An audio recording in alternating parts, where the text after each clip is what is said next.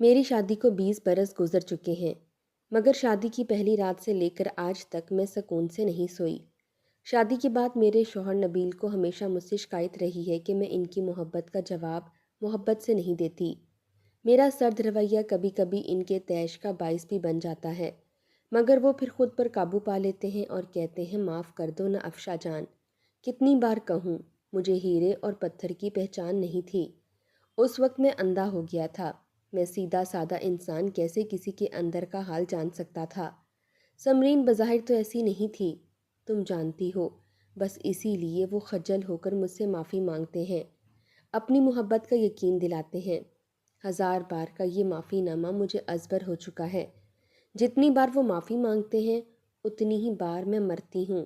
اندر ہی اندر میری روح کانپتی ہے۔ شرمندہ وہ ہوتے ہیں، مرنے کو میرا دل چاہتا ہے۔ ہزاروں دفعہ نماز پڑھ کر خدا کے آگے گڑ گڑائی ہوں، معافیاں مانگی ہیں، مگر بار بار ایک جملہ کانوں میں گونجتا ہے نا پیا؟ یہ وہ جملہ ہے جو 22 برس سے میرا پیچھا کر رہا ہے۔ یہ جملہ میری اس پیاری بہن کا ہے جو اب اس دنیا میں نہیں ہے۔ سمرین میری چھوٹی بہن تھی، مجھ سے 4 برس چھوٹی تھی۔ اس نے بولنا سیکھا تو سب سے پہلا لفظ اپیا کہا۔ اس وقت میں خود بھی ننھی سی بچی تھی۔ وہ مجھے اپیاں کہتی اور میں خوشی سے پھولے نہ سماتی۔ وقت گزرا، پہلے میں اسکول میں داخل ہوئی، پھر سمرین داخل ہوئی۔ 4 سال کا فرق ہونے کے باوجود سمرین مجھ سے بہت مانوس تھی۔ ہم دونوں بہنوں میں بہت دوستی تھی۔ روایتی بہن بھائیوں کی لڑائی کی طرح ہمارے درمیان کبھی بھی لڑائی نہیں ہوئی۔ میں اپنی چیز سمرین کو اور سمرین اپنی چیز مجھے دے کر خوش ہوتی تھی۔ سمرین کی ایک عادت تھی، وہ ہر بات میں میری رضا چاہنے کے لیے کہا کرتی تھی، ہے نا پیا؟ اس کی یہ بات اتنی مشہور ہوئی کہ سمرین کوئی بھی بات کر رہی ہوتی سب اسے چھیڑتے، افشا سے تو پوچھ لو، مگر بچپن کی یہ عادت بڑے ہو کر بھی اسی طرح قائم تھی۔ اب اس عادت میں شدت نہیں تھی، مگر جہاں کہیں وہ اپنے آپ کو دفاع میں کمزور پاتی، جھٹ میری تائید حاصل کرنے کو یہ جملہ کہہ دیتی اور میں بھی بڑے پرزور طریقے سے اس کی تائید کرتی۔ میرے بارے میں بھی مشہور تھا کہ سمرین اگر قتل بھی کرائے اور خود کو بے گناہ ثابت کرنے کے لیے افشا سے تائید کروائے تو یہ بھی سمرین کی پرزور تائید کرے گی۔ اسکول سے نکل کر کالج اور کالج سے یونیورسٹی کی سطح پر پہنچ کر بھی ہم دونوں کی دوستی میں فرق نہیں آیا۔ میں اس سے سینئر تھی، مگر دونوں کی اپنی اپنی کلاس کی کسی بھی لڑکی سے دعا سلام سے زیادہ دوستی نہیں تھی۔ ہم دونوں ساتھ ساتھ رہتی تھیں، گھریلو کام کاج، سلائی کڑھائی، شاپنگ ہم دونوں ساتھ ساتھ کرتے تھے۔ اتفاق سے ہمارا کوئی اور بہن بھائی بھی نہیں تھا، اس لیے بھی ہم ایک دوسرے کے زیادہ قریب تھے۔ یہ ان دنوں کی بات ہے جب سمرین انگلش لٹریچر میں ایم اے کر رہی تھی اور میں انگلش کے بعد اردو لٹریچر کا فائنل دے کر گھر بیٹھ گئی تھی۔ سمرین یونیورسٹی میں ہوتی اور میں اکیلی گھر پر بور ہوتی تھی۔ انہی دنوں میں نے محسوس کیا کہ امی اور ابا پریشان رہتے ہیں۔ بہت جلد پتہ چل گیا کہ یہ روایتی پریشانی ہے۔ وہ دونوں اس لیے پریشان تھے کہ سمرین اور میں برابر ہو چکے تھے، مگر ابھی تک کہیں سے کوئی رشتہ نہیں آیا تھا۔ میرے لیے تو خاص طور پر امی بیحد پریشان تھیں۔ ان کے حساب سے 2 ایم اے کرنے کے بعد لڑکی بوڑھی ہو جاتی ہے۔ ان کے حساب سے میری شادی کی عمر نکل چکی تھی۔ میں نے ان دنوں بہت چاہا کہ کہیں نوکری کر لوں، مگر امی نے بہت سختی سے منع کر دیا۔ ایک تو ڈبل ایم اے کر کے پہلے ہی عمر گزر جانے کا لیبل لگا لیا تم نے، اب تم نوکری کر کے یہ دروازہ ہمیشہ کے لیے بند کرنا چاہتی ہو۔ میں تو سمرین کے بھی بہت خلاف ہوں، اسے بھی ایم اے میں داخلہ نہیں لینا چاہیے تھا۔ ہمارا زمانہ اچھا تھا، 16 برس میں ہی رخصتی ہو جاتی تھی۔ اماں اپنا حوالہ دینا نہیں بھولتی تھیں اور اکثر یہ رٹا رٹایا جملہ کہتی تھیں، امی اتنی جلدی شادی کا کیا فائدہ؟ لوگ 2 کی جگہ ہمیں 3 بہنیں سمجھتے ہیں، جبکہ ابا آپ کو بہت ہی پرانی چیز سمجھتے ہیں۔ میں بس مذاق میں بات اڑا دیتی تھی۔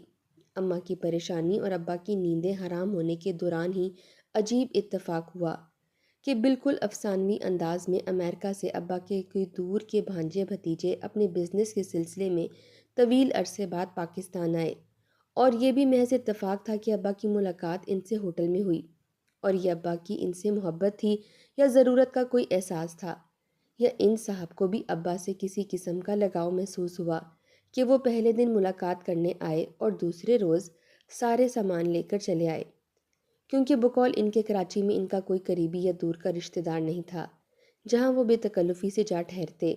ये अब्बा की मोहब्बत थी कि वो इनके पुरज़ोर इसरार पर मिलने चले आए, और जब मुलाकात कामयाब रही तो रहने भी आ गए।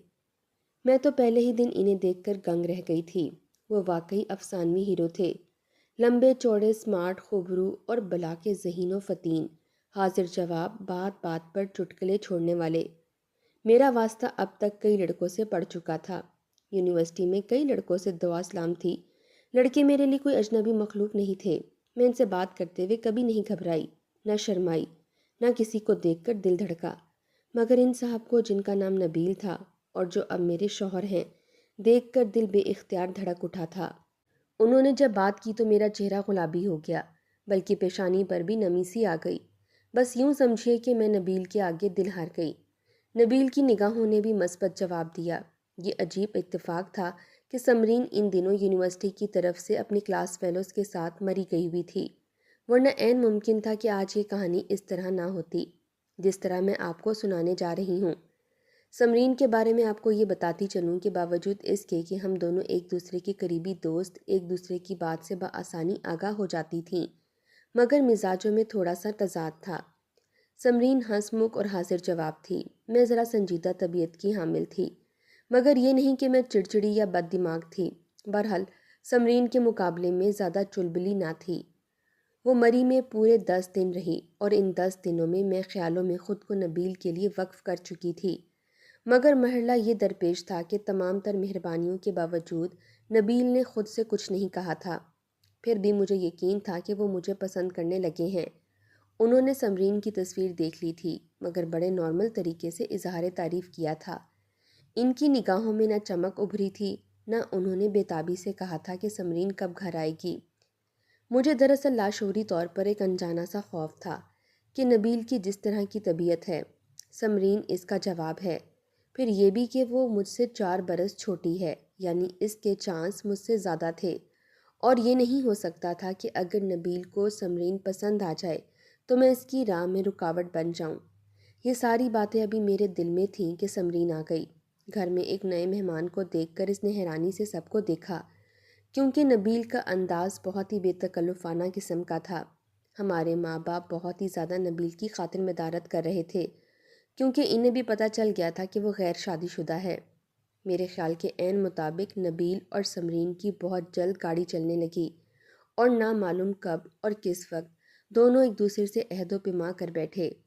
मुझे तो इस बात का बहुत बाद में इल्म हुआ, जब अम्मा ने एक दिन मुस्कुराते हुए बताया, नबील शादी करना चाहता है। अम्मा की बात सुनकर मैं चौंकी, मगर निगाहें झुकाए रखीं कि कहीं अम्मी को पता ना चल जाए कि मैं नबील से इश्क करने लगी हूँ। हाँ, शादी की बात सुनकर दिल धड़कने लगा था। अम्मी का मुझसे डायरेक्ट बात करने का मतलब यही था कि वो मुझसे शादी करना चाहते होंगे। असूलन भी मैं बड़ी थी।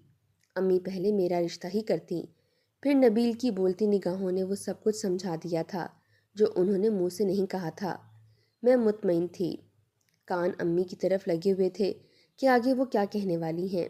ये कैसे हो सकता है बेटा, जब तक बड़ी का रिश्ता ना हो जाए छोटी की कैसे कर दूँ। ज़माना और भी बातें बनाएगा। अम्मी ने ठंडी सांस भरी और उठ गईं। अम्मी की बात ने मुझे सुन कर दिया। निगाहों में समरीन और नबील के अंदाज़े गुफ्तगू, मजाक, हंसी, घूमना फिरना, सब कुछ घूम कर रह गया। ये नहीं कि वो अकेले घूमे फिरे तन्हाई में गुफ्तगू की, बल्कि हमेशा मैं इनके साथ ही रही। मगर कभी भी ये महसूस ना हुआ कि वो दोनों एक दूसरे से इश्क करते हैं। ये पहली दफ़ा था कि इतनी अजीज़ और प्यारी बहन के लिए मेरे दिल में हसद पैदा हुआ। मैं नबील से दिल ही दिल में इश्क करने लगी थी। अब ये नामुमकिन था कि मैं पीछे हट जाऊं, और बावजूद इसके कि समरीन इस बात से यकीनन बेखबर थी कि नबील के लिए मेरे जज्बात क्या हैं, मैं समरीन से नफ़रत महसूस करने लगी। मुझे ऐसा लगा कि इसने खामोशी से मुझे शिकस्त दे दी है। नबील ने मेरी बेइज्जती की है। बेइज्जती और शिकस्त के एहसास ने मुझे तोड़ फोड़ कर रख दिया। मैं 24 घंटे समरीन और नबील पर नज़र रखती थी। इन दोनों को हंसते बोलते देखकर दिल ही दिल में कुढ़ती थी। कुदरती तौर पर मैं मज़ीद संजीदा और खामोश सी हो गई। समरीन पर तो गुस्सा था ही, नबील पर और भी शिद्दत से गुस्सा आता था कि उन्होंने क्यों इल्तफ़ात बरता, क्यों अपने अंदाज से जाहिर किया कि वो भी मुझे पसंद करते हैं। कभी कभी खुद पर गुस्सा आता, ارے میں کیوں کمزور پڑ گئی؟ میں نے کیوں محبت کے جذبوں کے آگے سر جھکا دیا؟ گھر میں اس بات پر بڑی کھچڑی پکی کہ بڑی بہن کی موجودگی میں چھوٹی کی شادی کیسے ممکن ہے۔ نبیل نے اس کا یہ حل نکالا کہ بجائے شادی کے فی الحال منگنی ہو جائے۔ انہوں نے کہا فی الحال 1 سال تک میرے بھی کچھ ایسے کام ہیں جنہیں میں سمیٹنا چاہتا ہوں، بلکہ میرا ارادہ ہے کہ پاکستان میں سیٹ ہو جاؤں۔ اس طرح ہو سکتا ہے کہ اس 1 سال کے عرصے میں افشا کا کہیں سے رشتہ آ جائے، یوں دونوں بہنوں کی شادی ایک ساتھ ہو جائے گی۔ جس وقت نبیل یہ بات کر رہے تھے میں نے دیکھا اچانک ان کی نظر مجھ پر پڑی اور وہ خجل سے ہو گئے۔ انہوں نے نگاہیں چرائیں اور جلدی سے کسی کام کے بہانے اٹھ گئے۔ 15 دن کے اندر اندر سمرین اور نبیل کی منگنی ہو گئی۔ سمرین کی ابھی تک وہی عادت تھی، ہر بات میں مجھے گھسیٹتی۔ نبیل سے ذرا بحث ہوتی اور وہ فوراً کہتی ہے نا اپیا، تمہاری اپیا سچائی کی مہر ہے کیا؟ نبیل نے ایک دن چڑھ کر کہا، جی ہاں، میری اپیا میرے لیے سچائی کی مہر ہیں، اور اگر سچ نہ بھی ہو تو وہ میری ہی تائید کرتی ہیں، وہ میرا دل نہیں توڑتی۔ ہاں یہ بات تو ہے۔ نبیل نے مجھے گہری نگاہوں سے دیکھا۔ منگنی کے 3-4 روز بعد ہی نبیل امریکہ چلے گئے۔ سمرین یونیورسٹی میں مگن ہو گئی۔ اپنے ڈپارٹمنٹ کے تقریباً ہر لڑکے سے اس کی دوستی تھی، مگر جب منگنی کے بعد سمرین یونیورسٹی گئی اور کلاس میں اس کی منگنی کی خبر پھیلی تو جہاں بہت سے لڑکوں نے محض مذاق میں دل تھام کر ہائے کرنے کی ایکٹنگ کی، وہیں ریاض نامی ایک لڑکا اپنے حواسوں میں نہ رہا۔ اس نے سب کے سامنے سمرین سے باقاعدہ جھگڑا کیا۔ اس کا کہنا تھا کہ وہ شروع دن سے ہی اس کے خواب دیکھ رہا تھا۔ تم خواب ہی کیوں دیکھتے رہے؟ آگے بڑھ کر بات کیوں نہیں کی؟ سمرین کی دوست ہینا نے چڑھ کر کہا۔ اس لیے کہ سمرین نے کبھی یہ خیال ظاہر نہیں ہونے دیا کہ وہ کسی اور کو پسند کرتی ہے یا کر سکتی ہے۔ اس کی مجھ سے دوستی رہی ہے۔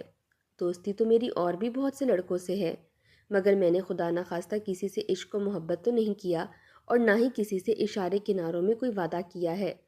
تم تو مجھے بدنام کرنے والی باتیں کر رہے ہو، مگر یہ سچ ہے کہ ریاض واقعی صرف اور صرف تمہاری طرف مائل تھا۔ ایک لڑکے نے ریاض کی حمایت کی۔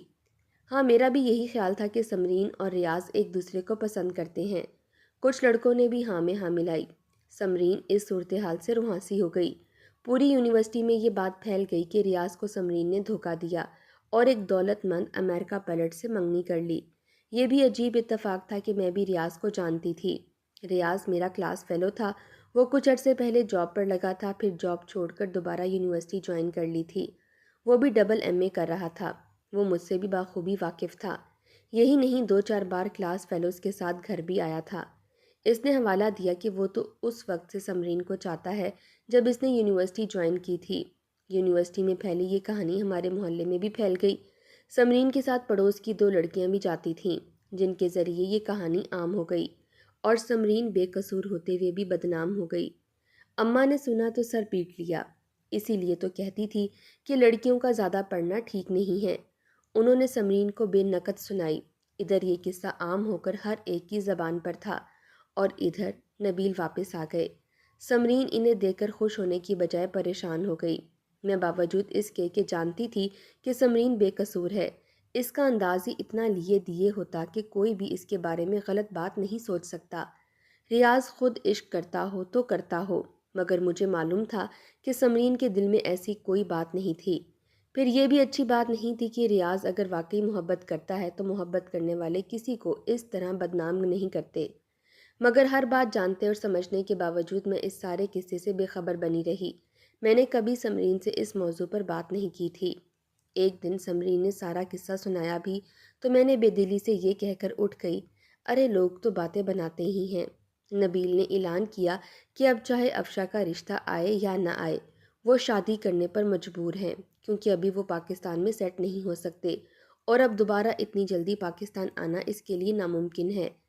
امی خود بھی دل سے چاہ رہی تھیں کہ وہ سمرین کو جلد سے جلد بیاہ دیں، تاکہ وہ کہانی جو خواہ مخواہ مشہور ہو رہی ہے نبیل کے کانوں میں نہ پڑ جائے۔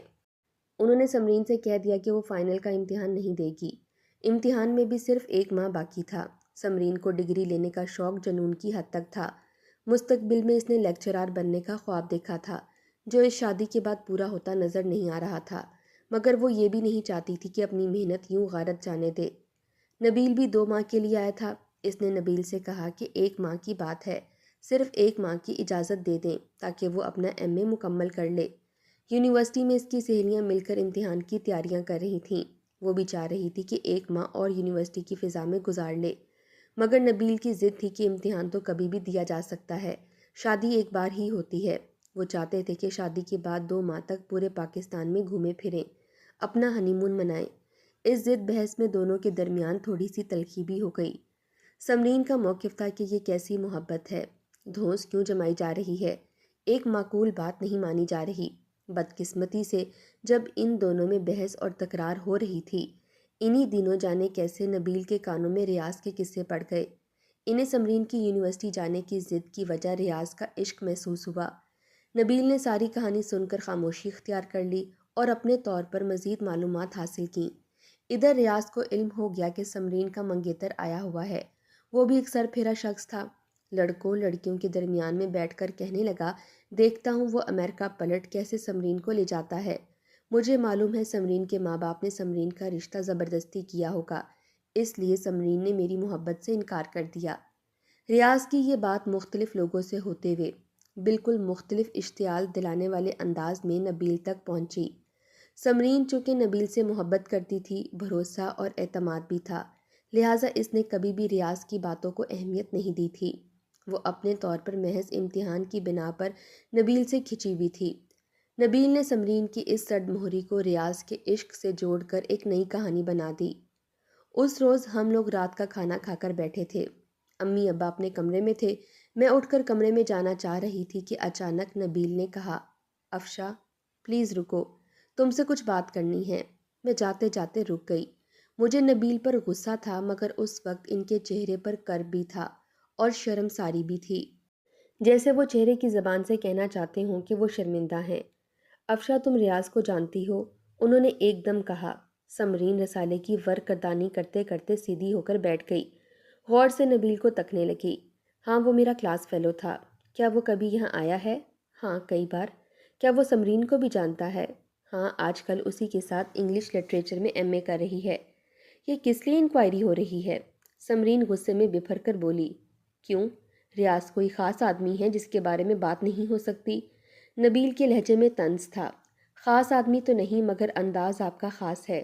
مجھے ایسے انداز پسند نہیں ہیں، جو پوچھنا ہے مجھ سے پوچھیں۔ افشا سے زیادہ میں تسلی بخش جواب دوں گی آپ کو، مگر مسئلہ یہ ہے کہ جواب تو تم دے سکتی ہو، مگر یہ جواب تمہارے لیے تسلی بخش ہو سکتا ہے، میرے لیے نہیں۔ لہٰذا تسلی بخش جواب کوئی ایسا شخص ہی دے سکتا ہے جو سچ بولتا ہو، اور یہ بات میں جان گیا ہوں کہ سچ کیا ہے اور جھوٹ کیا ہے۔ میں جھوٹ کے فریب میں آ گیا، شاید اسی لیے مجھے یہ سزا ملی ہے کہ میں پہلے سے جھوٹ سچ کو نہیں پرکھ سکا۔ آپ یہ پہیلیاں مت بجھوائیے، اصل بات بتائیے۔ جو بات مجھے معلوم ہوگی وہ کسی اور کو نہیں معلوم ہو سکتی۔ سمرین نے غصے سے کہا، ہاں جو خاص بات تمہیں معلوم ہوگی وہ کوئی نہیں بتا سکتا۔ نبیل غصے میں دھاڑا، افسوس کہ میں نے ہی جھوٹ اور سچ کی تمیز کھو دی۔ وہ بار بار جھوٹ سچ کی گردان جس انداز میں کر رہا تھا اور سچ کے نام پر میری طرف جس طرح دیکھ رہا تھا، وہ انداز مجھے سب کچھ سمجھانے کے لیے کافی تھا۔ مجھے یہ احساس بہت خوشی دے رہا تھا کہ انہیں معلوم ہے کہ میں انہیں پسند کرتی ہوں، انہیں بھی مجھے نظر انداز کرنے کا افسوس ہے۔ نبیل کے اس طرح دھاڑنے پر سمرین کی آنکھوں میں آنسو آ گئے۔ حقیقت میں اس کا ریاض سے کوئی تعلق نہیں تھا، مگر نبیل نے جس انداز میں اس پر شک کیا تھا، اس سے اسے ذہنی جھٹکا لگا۔ ٹھیک ہے، میں جھوٹ بولوں گی یا سچ، مگر آپ کے پاس بھی کیا ثبوت ہے کہ آپ نے جو کچھ سنا ہے وہ سچ ہے؟ میں کسی ایسے شخصیت سے گواہی لوں گا جو سچ کے سوا کچھ نہیں کہہ سکتی، اور میرا خیال ہے کہ اس سچائی سے تم بھی انکار نہیں ہو سکتی۔ میں تمہاری اپیا سے گواہی لوں گا۔ اپیا پر تو تمہیں یقین ہے نا؟ بقول تمہارے بچپن سے آج تک انہوں نے ہمیشہ تمہاری تائید کی ہے، چاہے بات غلط ہو یا صحیح۔ ہاں تو اپیا سے پوچھ لینا۔ بے شک پوچھ لیں، اپیا کو بھی خبر ہے کہ میں نے سوائے آپ کے کسی کو بھی اس انداز سے نہیں دیکھا۔ مجھ پر الزام تراشی ہو رہی ہے، میں ایسی لڑکی نہیں ہوں نبیل۔ وہ دکھ سے بولی، آنسو اس کی آنکھوں سے روا تھے۔ نبیل پر نہ اس کے آنسو اثر انداز ہو رہے تھے، نہ اس کی باتیں۔ وہ مسلسل غصے میں تھے، اور میں اس لمحے زندگی بھر کے لیے ایک فیصلہ کر لینے کے خیال میں تھی۔ میں سوچ رہی تھی کہ یہ کمزور لمحہ دوبارہ نہیں آئے گا، مجھے نبیل پھر کبھی ایسی نظروں سے نہیں دیکھیں گے جن میں مجھے کھونے کا احساس شامل ہو۔ سمرین ان کے دل سے اتر چکی تھی۔ اب تو دل سے اترنے کے فیصلے پر میری گواہی کی مہر لگنا باقی تھی، اور بس یہ وہ کمزور لمحہ تھا جب میرا ضمیر سو گیا، یا شاید محبت کا جذبہ کسی کے لیے بیدار ہو جائے تو خون کے رشتے بھی حسد اور رقابت کی نظر ہو جاتے ہیں۔ میں نبیل کے چھن جانے کے احساس سے آنسوؤں کے سمندر میں ڈوبی تھی، اور ہمیشہ نبیل سے زیادہ سمرین کو مجرم گردانا تھا۔ اس کی ہر دم ہنسنے ہنسانے اور دوسرے سے بے تکلف ہو جانے کی عادت نہیں تو نبیل کو مجھ سے چھین لیا تھا، اور یہی وہ عادت تھی کہ ریاض بھی غلط فہمی کا شکار ہو گیا۔ آپ پوچھیے اپیا سے، پوچھے نا۔ وہ آنسوؤں سے تر چہرہ لیے نبیل سے مخاطب ہوئی، پھر میری طرف دیکھ کر بولی، بتائیے نا اپیا، میرا ریاض سے کیا تعلق ہے؟ میں نے تو اسے کبھی لفٹ بھی نہیں کروائی، ہے نا اپیا؟ اس نے حسب عادت امید بھری نگاہوں سے مجھے دیکھا، مگر اسے خبر نہیں تھی کہ اس کی اپیا خود غرض محبت کی شکار ہو چکی ہیں۔ وہ اسے اپنا رقیب تصور کر رہی ہیں۔ اس کی آنکھوں سے شناسائی اور دل سے بہن کی محبت کے جذبات ختم ہو چکے ہیں۔ میں نے منہ سے کچھ بھی نہیں کہا۔ میری آنکھیں اور خاموش لب نبیل کو بہت کچھ سمجھا گئے۔ وہ سچی لڑکی ہے، جھوٹ بولنا اور نبھانا صرف تمہیں آتا ہے۔ نبیل تلخی سے بولے۔ سمرین نے پتہ نہیں نبیل کی بات غور سے سنی یا نہیں، مگر مجھے اس نے جن نظروں سے دیکھا، وہ نظریں، وہ اعتبار ٹوٹنے کا دکھ اور کرب جو اس کے چہرے پر چھایا تھا، وہ حیرت، تعجب اور بے یقینی میں آج تک نہیں بھول پائی۔ مجھے یاد ہے اس نے کہا تھا کہ اگر اپیا میرے حق میں بھی بولی ہوتی تو تب بھی میں آپ کو رد کر دیتی، ساری عمر شادی نہ کرتی، مگر آپ سے دوبارہ ناتا نہیں جوڑتی، کیونکہ کچھ رشتے ایسے ہوتے ہیں جو ایک بار اعتبار کھو دیں تو ہمیشہ ہمیشہ کے لیے ختم ہو جاتے ہیں۔ اور وہ دھیمے قدم اور آنسو بھری آنکھ لیے میرے قریب آئی۔ اور اپیا، کچھ رشتے ایسے مضبوط ہوتے ہیں کہ چاہے اعتماد اٹھ بھی جائے، یقین ختم بھی ہو جائے، مگر رشتے اپنی جگہ قائم رہتے ہیں۔ بس ان رشتوں کی اذیت محسوس نہ کرنے کا ایک ہی طریقہ ہے۔ میں نے گھبرا کر دیکھا، نبیل جا چکے تھے۔ انہوں نے سمرین کے آخری جملے نہیں سنے تھے، مگر میرا دل اندر ہی اندر بیٹھ رہا تھا، ضمیر ملامت کر رہا تھا۔ سمرین نے اپنا کمرہ بند کر لیا تھا۔ پھر وہ صبح بہت بھیانک تھی۔ سمرین نے رشتہ توڑنے کا وہ طریقہ اختیار کر لیا تھا کہ اس نے زہریلی دوائی پی لی تھی اور تمام رات تڑپتے بلکتے کاٹی تھی، مگر باہر نہیں آئی تھی۔ مبادہ اسے ہاسپٹل لے جا کر اس کی جان بچائی جا سکتی تھی۔ مجھے یقین تھا اسے نبیل کی بے اعتباری سے زیادہ میری بددیانتی نے مارا تھا۔ ایک بہن کے رشتے کی بے اعتباری پر وہ بالکل ٹوٹ پھوٹ گئی تھی، اور اسے اندازہ ہو چکا تھا کہ در حقیقت میں بھی نبیل کو ہی پسند کرتی ہوں۔